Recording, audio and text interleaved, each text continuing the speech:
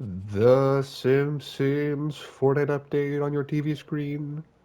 Ignoring my cringe little reference, I wanted to make a video about this update, and couldn't do it at the first time because, well, the servers were screwy, even though a lot of people for 8 months were whining and moaning about this season, and, well, now it peaks at like 2 million players, so some of y'all are hypocrites. But either way, uh, and then I wanted to do it for the second time, but I didn't really get it perfect up to my standards. And there's a few things I want to talk about. First honorable mention is that Homer's car right there uses OEM wheels because they just don't really understand that they need to change the wheels of the car, but at the very least it has a transparent back window, and I hope that change carries over to previous cars and newer cars in the future, but that might mean that the Zippy car was made before Homer's car, so they just, you know, left as is rather than facing it up because screw us, I guess. But either way, a big controversial like thing that Epic has done is the tiny little dog at the bottom left of my character. Now, if you haven't been anywhere, you might be confused as to why a cute little dog is controversial. Let me take you to the past really quick. So it's the first item you get in the tier, which I believe this might be the first time Fortnite has ever given us a new cosmetic type in the first tier of Battle Pass.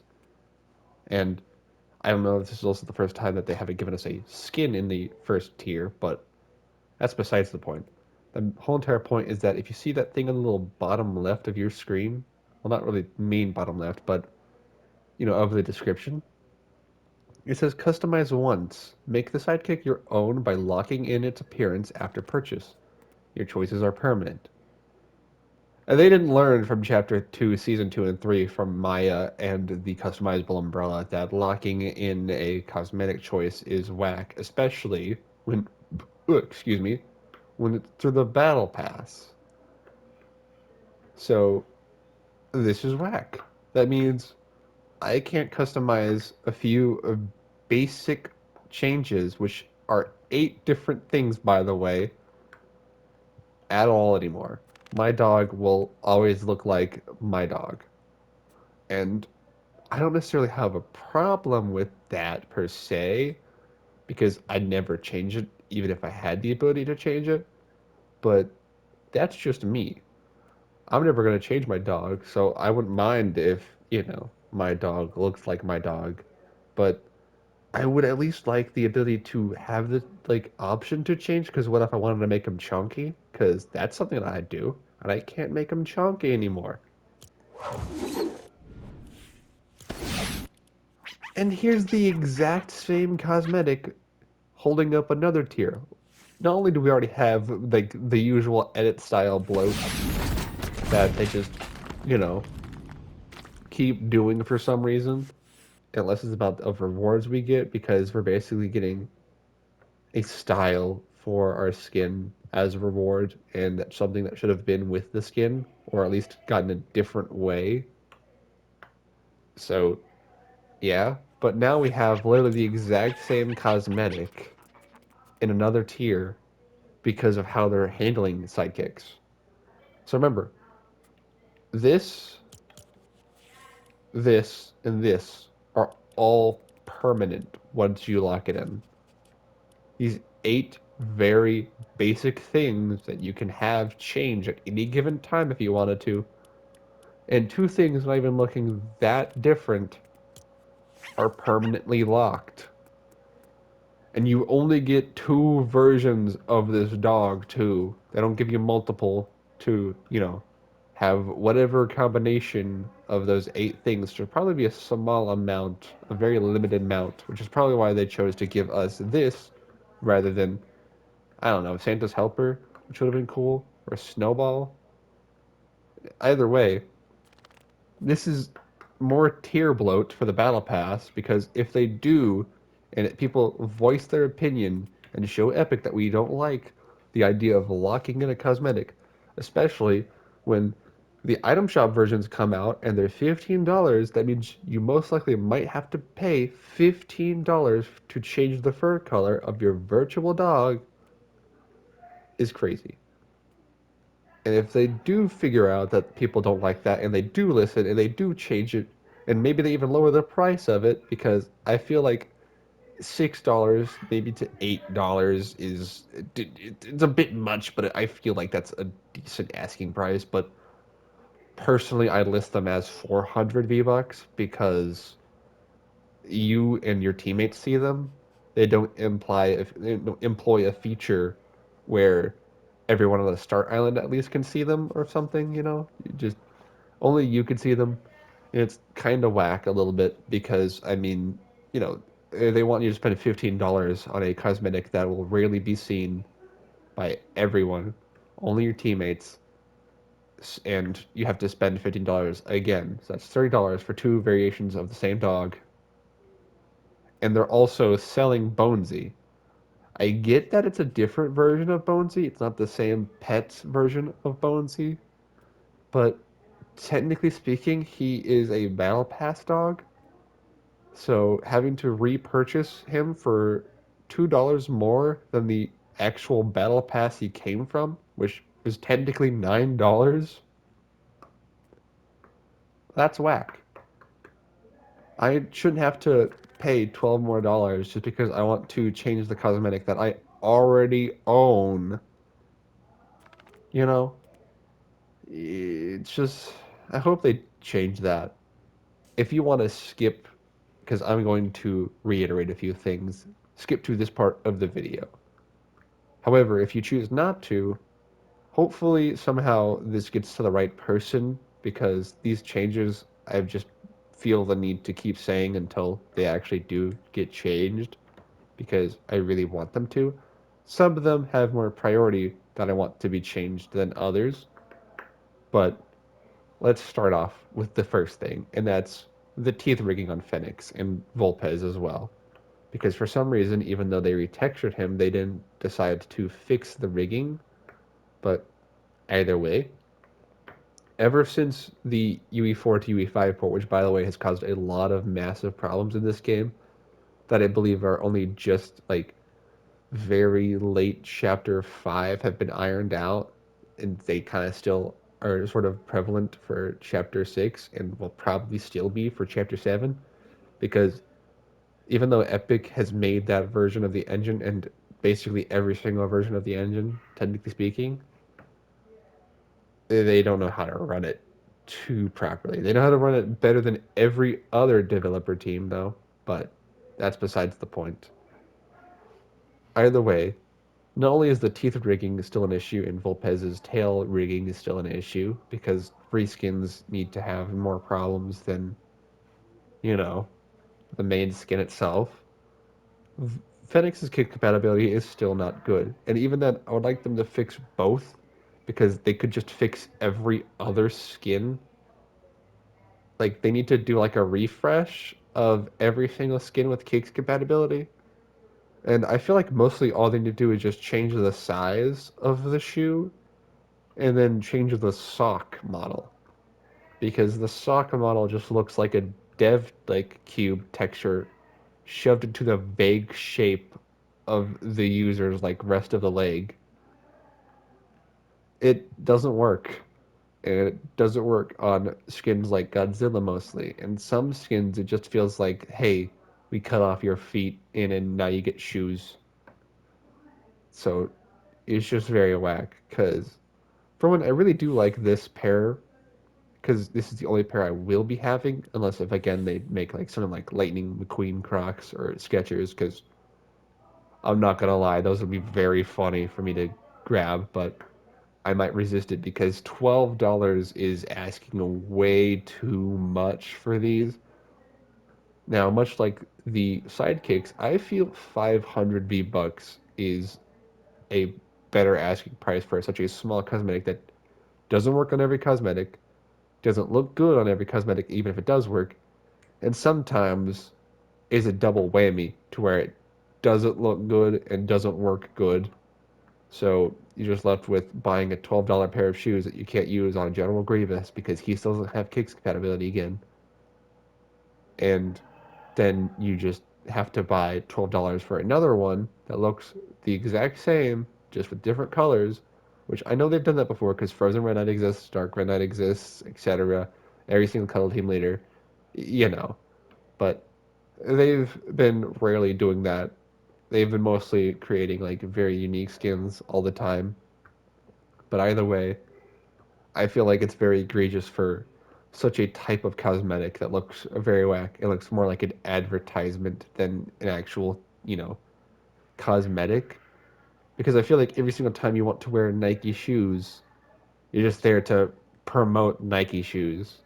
It's not about expression, really, because half the time it looks like they just half-assedly fudged it on your character just so you can wear and promote the Nike kicks that you bought because they did the bare minimum. So you gotta cheer for it because you get to wear your kicks. But yeah, it feels whack. And on top of that, FedEx's, you know, like back bling is still like they, you know, it's the normal size. This is how it's supposed to look. And if I were to just remove this so I can show Volpez's, because for some reason Phoenix's doesn't show up when I type in pack, but I guess it's because it's one word. But Volpez's is still bigger than Phoenix's, which is, funnily enough, the exact same issue that has happened with Red Knight's Frozen Shield and Red Knight's actual shield, because they fixed that issue because retextures for some reason just have bugs, but they fixed it, and they still haven't fixed like the armband missing its tie for Frozen Red Knight. I don't know why she has two problems and no one has ever talked about this one, but yeah, it's just kind of whack. But I mean, hey, this one, it's whatever. I highly doubt they'll ever fix it. Like it's been so long. It's literally been since her release that she hasn't had these, and yeah, I highly doubt she'll ever get them. But I mean, hey, sometimes Epic is like, oh shit, we should fix that, and then they go ahead and fix it, and then everyone cheers. You know, sometimes they do that, and then it gets reverted for some reason, so you have those issues. But either way, maybe at some point they fix this and other things. But yeah, that's about it for Phoenix and everything else. Now, onto cars. So, the Corvette still doesn't have, when you use the proper wheels, you know, its front wheel closer to the fender, it still faintly juts out in a more noticeable way. The Ferrari still doesn't use the proper great textures, which I find funny because they do exist in the game, for like four different cars, and it exists in game, but the locker view for some reason changes the textures for whatever reason, and I I just don't know. I hope they fix that at some point. The Nissan Fairlady Z, when you use the purple wheels, and I think honestly if you use any other wheels, it should be closer to the end of the fender anyways, aren't flush with the extended fenders, which I find kind of whack again. And I believe that's about it for every car because I don't think there's any other like bugs that I've noticed for cars. So yeah, that's really about it for cars and reiterating things. The next part of the, oh wait, never mind.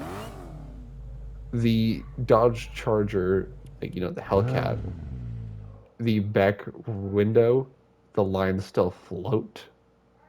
They need to move that texture down or add the transparent window texture like they do for engines.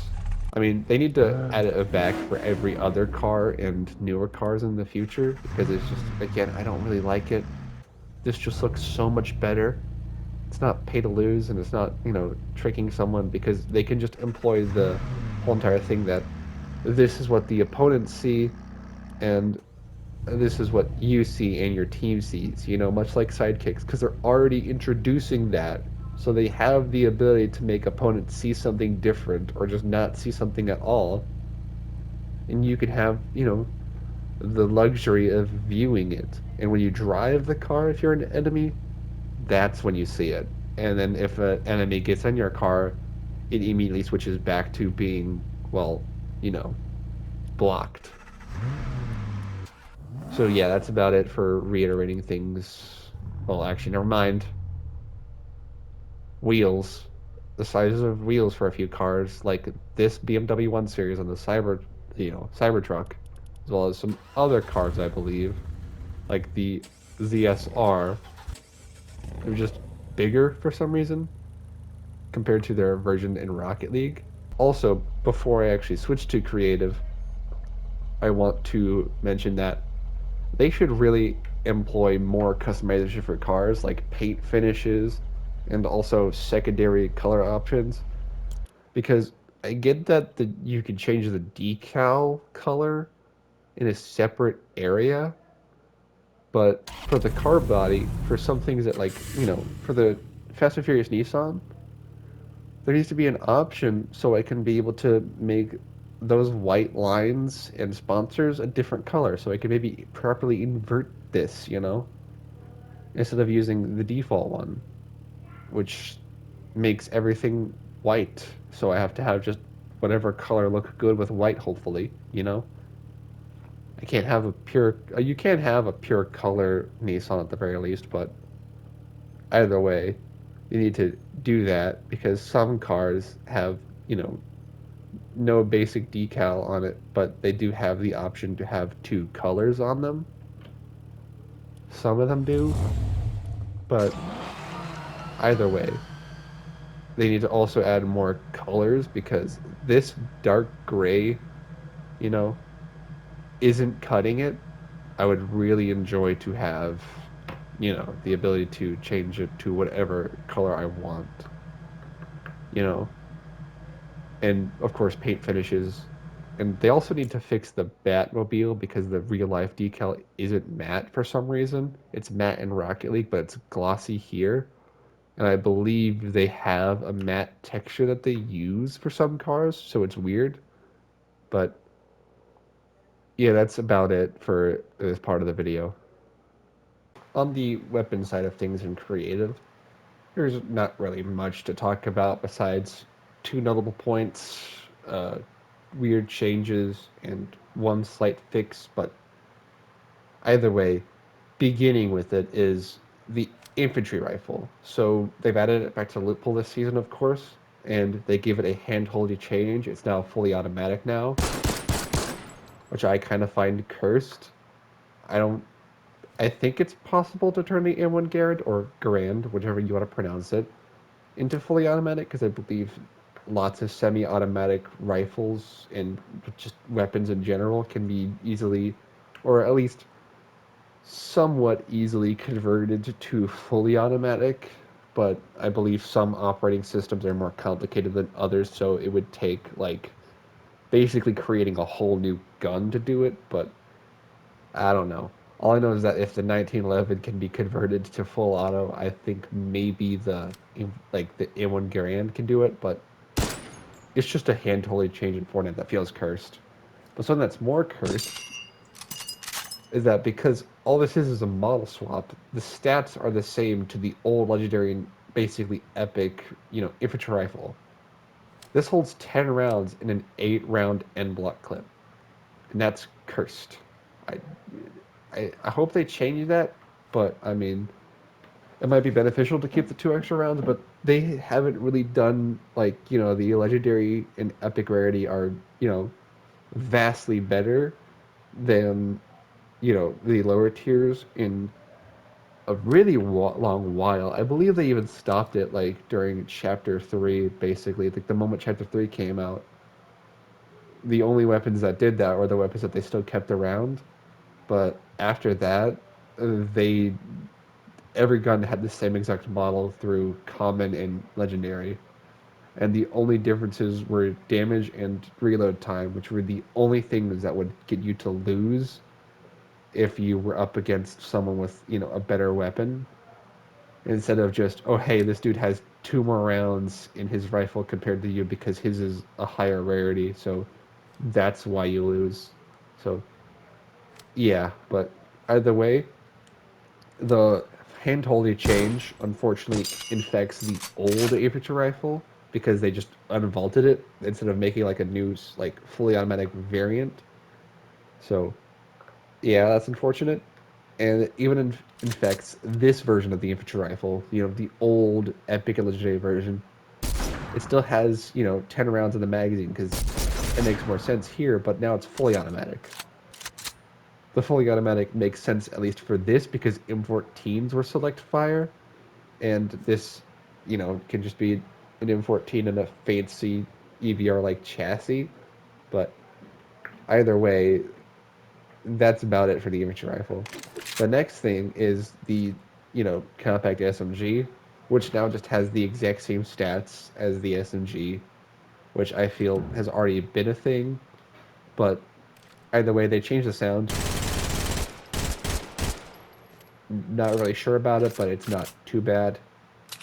And the suppressed AR now has two new rarities, uncommon and common. And they changed the fire and sound of it. But the sound doesn't sound too different to its original one. Don't know why they felt the need to change it, but it's whatever. And I don't know if the fire rate being faster makes it different to the original Scar, or if it was even different to the original Scar in the first place, which kind of hate, but a talking point that I have about it is that this is basically the second time that they've acknowledged that the legacy model of the Scar still exists in the game. All they have to do is either change the barrel and remove the suppressor, of course, or just remove the suppressor. Because this is the OG model of the Scar. All they did was put a suppressor on it and maybe change the barrel and called it a day. So literally it. Like, I believe there's very minimal change that they did for the Chapter 2 version of the Scar compared to the, actual Chapter 1 version.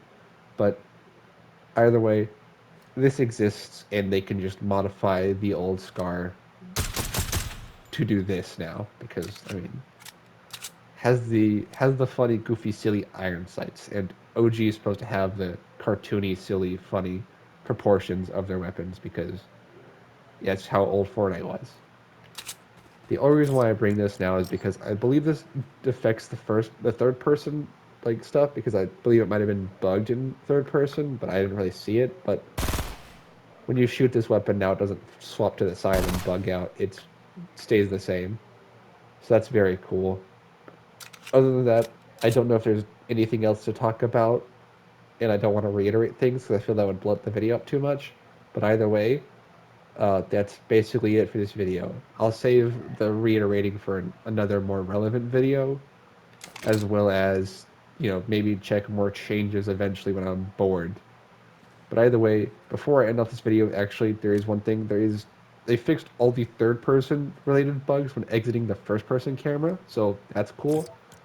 But there's a new first-person bug that I can't get, but your hand is visible through the weapon view model, which I kind of find funny, but that's whatever. It doesn't affect anything. It's just kind of throws you off a little bit, but it's so much better than the weird bug that basically made me lose an entire game because my weapon was invisible the entire time and it was hard to aim. So, yeah, either way, that's about it for this video, truthfully.